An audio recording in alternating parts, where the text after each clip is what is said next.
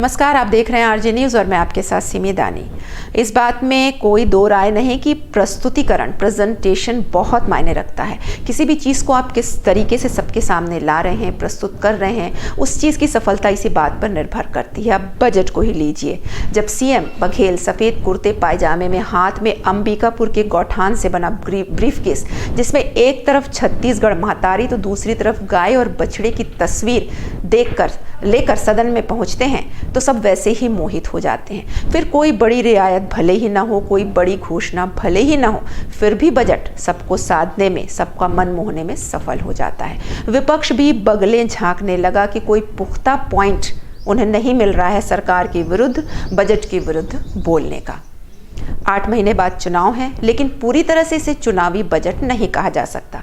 लेकिन अगर बजट के बिंदुओं को गौर से देखें तो यह पूरी तरह वोटर्स को, जनता को ध्यान में रखकर बनाया गया है। सरकार का स्पष्ट फोकस गांव, महिलाएं और युवा हैं। मुख्यमंत्री बघेल ने सोमवार को जब अपना 5वां बजट सदन में पेश किया तो उसकी दो जो महत्वपूर्ण बातें थी वो पहले से ही सबको मालूम थी। एक कि सरकार किसी टैक्स में बढ़ोतरी नहीं करेगी और दूसरा कि कोई नया टैक्स, नया कर नहीं लाएगी। बेरोजगारी भत्ते को विधिवत लागू करने की घोषणा करेगी, यह भी पहले से ही विदित था। कुछ और बड़े निर्णय जिनका इंतजार था, उनमें अनियमित संविदा कर्मचारियों के नियमितीकरण, पेंशन स्कीम, महंगाई भत्ते में बढ़ोतरी की घोषणा, गरीबों के लिए नई आवास योजना जैसी बातें थी, लेकिन इनकी बात नहीं हुई।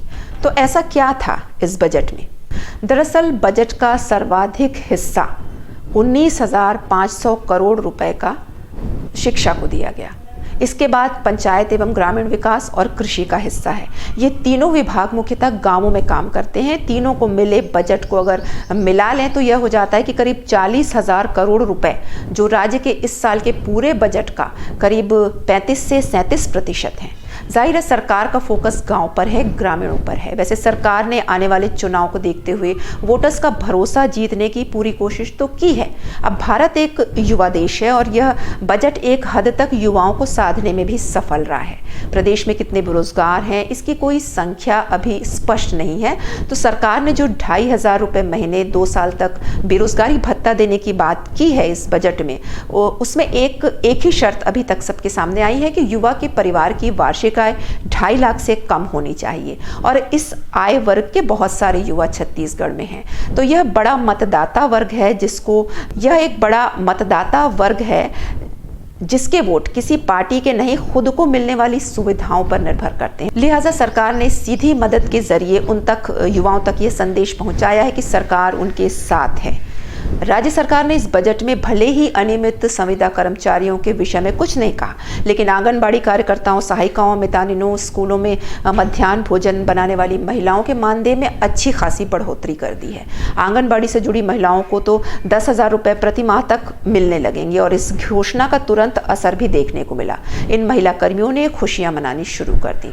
प्रदेश में सिर्फ आंगनबाड़ी में ही करीब 1 लाख से ज्यादा महिलाएं कार्यरत हैं। गाँव-गाँव में कार्यरत इन महिला कर्मियों का गांव में प्रभाव भी रहता है। अब वे सरकार से खुश रहेंगी, तारीफ करेंगी तो गांव में सरकार की पॉजिटिव छवि भी बनेगी। ऐसे में प्रचार भी होगा और वोट भी मिलेंगे। तो यहाँ सीएम बघेल ने एक तीर से 2 निशाने लगाए हैं। अब बात करते हैं बुजुर्ग, विकलांग, विधवा, परित्यक्ता आदि वर्ग की, जिनकी भी संख्या काफ़ी बड़ी है। सरकार ने निराश्रित बुजुर्गों, विकलांग, विधवा, परित्यक्ता आदि की सामाजिक पेंशन 350 रुपये प्रति माह से बढ़ाकर 500 रुपये कर दी है। इनकी पेंशन भी कई सालों बाद बढ़ी है, लिहाजा इसका क्रेडिट भी पूरी तरह भूपेश सरकार ही लेगी और बदले में वोट मांगना सरकार का अधिकार भी है।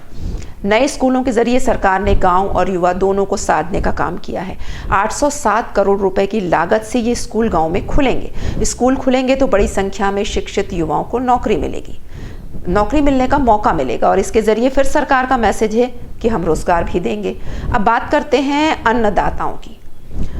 ग्रामीण किसानों में अपना प्रभाव बनाए रखने के लिए सरकार ने राजीव गांधी किसान न्याय योजना के लिए 6,800 करोड़ रुपए की बड़ी राशि बजट में ली है। इतना ही नहीं, भूमिहीन किसानों, मजदूरों के लिए लाई गई मजदूर न्याय योजना का विस्तार सरकार ने नगर पंचायत स्तर तक कर दिया है। इससे ज़्यादा इलाके में सरकार से मिलने वाला अनुदान ग्रामीणों तक पहुंचेगा और निश्चित ही ये सरकार के लिए वोट बैंक का भी काम करेगा। साथ ही भारतीय जनता पार्टी के हिंदुत्व कार्ड को टक्कर देते हुए एक और रोचक बात जो इस बजट में चुनाव के लिहाज से भी देखने को मिल रही है वह यह है कि सरकार ने प्रमुखता से धार्मिक स्थलों, मेलों के लिए राशि दी है। बजट में कौशल्या माता मंदिर, चंद्रखुरी में मानस गायन, रामलीला मंचन के लिए 10 करोड़ रुपए की राशि दी है। राजिम पुन्नी मेला के इंफ्रास्ट्रक्चर के लिए करीब 21 करोड़ रुपए दिए हैं। प्रदेश में अंतर्राज्यीय रामायण महोत्सव के लिए 12 करोड़ रुपए दिए हैं। सरकार इसके जरिए यह बता रही है कि भाजपा ही नहीं वो भी मंदिरों, धर्म का संरक्षण करती है। इसका सीधा प्रभाव धार्मिक विचारधारा वाले लोगों, संगठनों पर पड़ेगा। बहरहाल यह कहा जा सकता है कि माटी पुत्र बघेल का यह भरोसे का बजट एक सीमा तक, एक हद तक मिट्टी से जुड़ा हुआ है, जमीन से जुड़ा हुआ ही सिद्ध हुआ है। आपकी इस बारे में क्या राय है, हमें कमेंट बॉक्स में कमेंट करके ज़रूर बताएं। अभी तक के लिए बस इतना ही। आगे की ताज़ा तरीन खबरों के लिए आप जुड़े रहिए आरजे न्यूज़ के साथ। नमस्कार।